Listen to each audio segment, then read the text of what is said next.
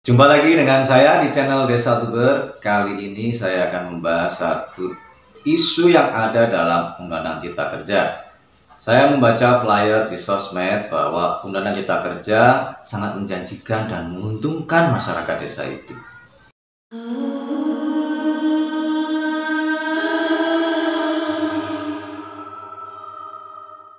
Ada sisi yang mendukung bahwa ini adalah satu norma hukum baru yang mengakui status Badan Hukum BUMDesa atau saya singkat dengan status BH BUMDesa. Tetapi di sisi lain sebenarnya saya bisa melihat secara berlawanan pengakuan status BH BUMDesa itu bukanlah hal yang baru. Tahun 2020 ini hanya semacam puncak dari gunung es. Tetapi kalau kawan-kawan lihat dalam sejarah hukum tahun 2004 sampai 2005, status BH BUMDesa itu sudah pernah dilakukan, tetapi hasilnya apa? BH BUMDesa hanya terbentuk sebagai satu lembaga keuangan saja yang mengurusi tentang simpan pinjam dan seterusnya. Tetapi akhir-akhir ini setelah tahun 2015 terjadi kerugian. Penelitian-penelitian yang kami lakukan baik itu di Jawa Timur, kaitan banyak sekali BUMDesa yang tanda petik menerima status BH BUMDesa sebagai lembaga simpan pinjam, perkreditan dan seterusnya justru mengalami kerugian. Mengapa itu terjadi? Karena pada hakikatnya BUMDesa itu mengelola sumber daya yang ada di dekatnya, bukan soal uang maupun kekuasaan. Saksikan video ini sampai selesai. Dalam konteks teori sosiologis badan hukum organik, maka kita bisa memahami ketentuan pasal 87 itu kekuasaan negara menjamin desa yang mendirikan BUMDesa itu sebagai satu kesatuan organik. Jadi BUMDesa, unit usaha, PT yang didirikan oleh BUMDesa itu tidak bergerak sendiri-sendiri, tetapi satu kesatuan secara organik. Dalam asas hukum itu disebut asas hukum, kekeluargaan dan kegotong royongan. Sampai di sini saya kira kita sudah bergeser dan harus memecah cara pandang sebelumnya bahwa BUMDesa itu hanya satu institusi bisnis yang personal dan gampangan begitu saja. Itu tidak bisa karena banyak melibatkan aspek representasi rakyat secara deliberasi. Di situ ada musdes, ada perancangan bisnis dan bahkan pembahasan tentang hal-hal yang sensitif kaitan modal, aset, laba, kerugian dan perubahan-perubahan ekuitas atau juga menjangkau manfaat-manfaatnya dibandingkan dengan ekuitas. Jadi misalnya manfaatnya lebih besar tapi perubahan ekuitasnya modalnya menurun, ya tidak apa-apa juga sebenarnya BUMDesa pada konteks awal-awal karena dia memang badan hukum organik. Yang penting dia merepresentasikan dari desa itu secara kolektif. Soal rugi dan tidak dibahas saja dalam proses deliberasinya, mau ditambahkan modalnya dengan perencanaan-perencanaan yang tentu relevan dengan konteks berdesa dan kemandirian ekonomi itu sendiri. Kita perlu juga meluaskan praktek-praktek berbadan hukum BUMDesa secara komunikatif. Di sini saya ingin menawarkan bahwa pengalaman mendampingi beberapa desa, baik itu di Probolinggo maupun di Pongo misalnya, Pongo Klaten dan di Probolinggo, praktek-praktek hukum yang sifatnya menyatakan dirinya bahwa BUMDesa itu sebagai badan hukum publik pernah kami lakukan.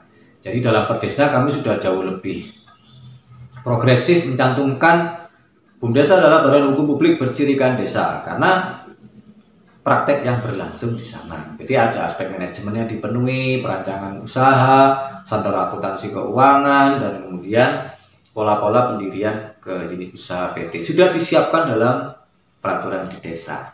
Undang-Undang CK jauh lebih terlambat daripada praktek-praktek hukum rekognisi di desa. Tetapi kita juga memahami pengakuan-pengakuan yang digembar-gemborkan dan disambut bangga oleh kekuasaan negara lalu Undang-Undang CK sambil mengubahnya itu juga punya resiko. Resikonya ada tipe-tipe BUMDesa yang tidak boleh dipaksa untuk segera mendirikan unit usaha berbadan hukum privat. Sampai di sini saya ingin menegaskan dan menggarisbawahi bahwa kalangan akademis, dunia-dunia hukum doktrinal, sudahilah cara berpikir praktek-praktek hukum doktrinal. Kalau Anda hanya mempelajari diktat teorinya Van Sapigny tanpa pernah baca Sapigny, terus kemudian Molencraft, Scholten, debat soal firma badan hukum dan tidak, BH dan tidak, itu sebenarnya Anda bisa telusuri semua diskursus itu nyambungnya hanya meniru Ali Ridho saja. buku-buku ahli itu tentang badan hukum itu kalau kita telusuri hampir menyandarkan dirinya agak semi mengadaptasi gitu ya. Kalau nggak bisa dikatakan ya hampir terjemah. Mengadaptasi satu disertasi yang ditulis oleh Howing.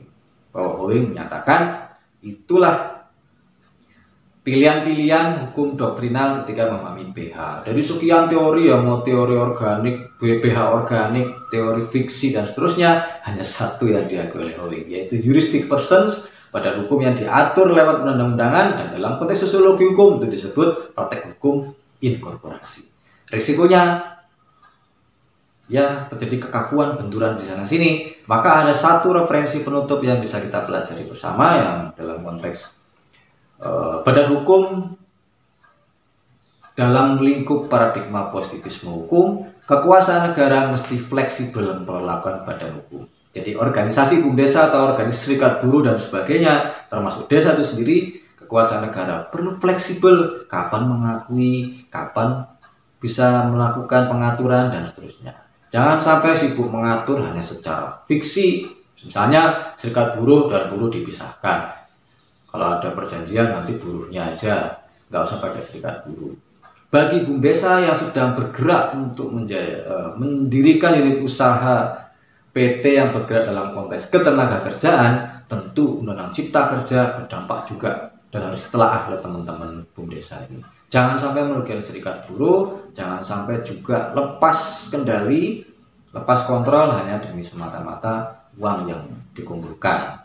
Dalam konteks demikian, money and power jangan sampai mempengaruhi BUMDESA hanya gara-gara sudah diakui BH, maka bertindak secara fiksi kekuasaan juga.